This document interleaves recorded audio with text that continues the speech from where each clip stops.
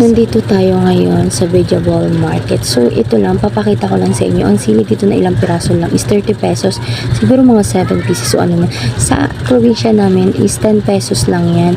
So, hindi ko na may compare yung price kasi sa province at dito, pero parang same lang talaga kasi ang pinag-iba lang talaga dito sa kasi sa Robinson is talagang medyo magmamahal dito kasi nga medyo malaki din ang tax nila. Hindi kumpara lang naman kasi, di ba guys, kasi ang mga tao is reklamador, lalo na doon sa probinsya, mas masyadong mareklamo ang mga tao doon. Kaya pinapakita ko lang sa inyo na mahal na talaga ang gulay, di ba? As in, makita mo tong pakbet nila na ganito is nasa 22 pesos, di ba? Sa amin is nasa 25 pesos, pero depende pa sa slice, depende pa sa kilo kasi ang kinikilo talaga, di ba? Kasi itong patatas, tignan mo, 2 piraso, 23, at least balat na, di ba girl? Tapos papakita ko sa inyo yung kangkong nila dito is 23 pesos, pero alam mo ba, bilang lang sa daliri ang piraso niya, 23 pesos. Sa amin 20, pero marami na, tapos nagre-reklamo pa sila, my god kasi. Tapos itong beans, di ba, wala pa atang 1 for 23 pesos na, like carrots, 2 piraso, 44, kasi talaga mahal na talaga ang mga gulay, mga prutas, basta as in lahat ng biliin is super duper mahal na. Mga may nadagdag na 5 piso, 2 piso, ganun. At nandito nga tayo ngayon sa GCash, no? So, papakita ko lang sa inyo yung kung paano gamit ng ganitong machine, kasi nga sa province, sa karamihan sa probinsya is walang ganito. Tapos kapag sa 7-Eleven is doon ka pa magbabayad sa counter mismo. Katulad nito, meron ng ganito, high-tech na girl, super duper high-tech na, nakakatuwa naman. At ito nga, di ba, makikita nyo yan.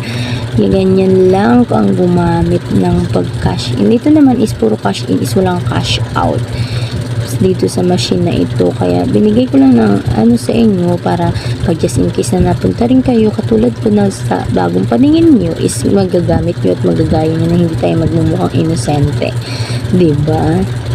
At eto na nga, pinapili ko na yung mga bata ko na gusto na, my god, alam nyo ba, hindi ko expect na dami nilang pagdudukot-dukot. Akala naman nila napakarami natin pera, my god, kasi lalo na tong anak kong si Shin, ay nako, pinaglagay-lagay niya mga gusto niya. Syempre mautak ako, syempre pagdating sa counter, girl, pagdating namin dyan sa counter, sasabi ko sa isip ko, okay lang, sige, lagay niyo gusto niyo. Pagdating sa counter, pipiliin ko lang yung kukunin ko, then ibabalik ko na lang dun sa mga pinagkuhanan nila kung saan nila kinuha, diba? Kasi hindi ko afford. I hope soon na maging afford ko nang bumili ng mga gusto ng mga anak ko, para gusto nila, kumbaga, kung meron man susuporta sa akin, naman nanatiling susuporta sa akin. Pero kung wala tayong magagawa, diba? Kung nakikita nyo yung mga alahas-alahas ko dyan, is not a truth, it's a fake. Mga muryata lang yan, mga girl. Kaya dito sa Maynila, marami kang mabibiling muryata dito kumpara doon sa atin. Itong suot kong bracelet is mura lang siya to. Diyan ko lang nabili lang sa mga changi-changi, ganun. Pero mamahalin kung baga tignan.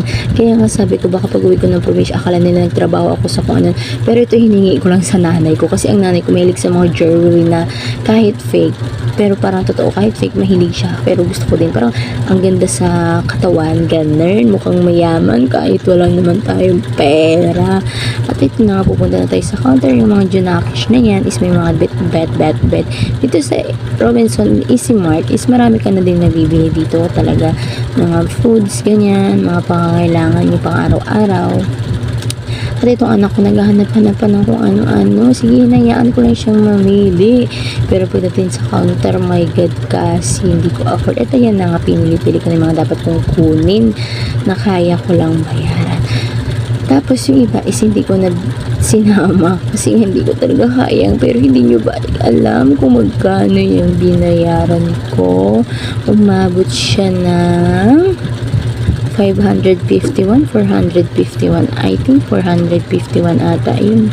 Umabot siya ng ganun, buti na lang Diyos me, dito naman kasi sa nanay ko, hindi uso ang pera-pera dito, pero pag pagkain, busog na busog ka. Wala siya na ibibigay sa'yo na cash, pero pagkain meron.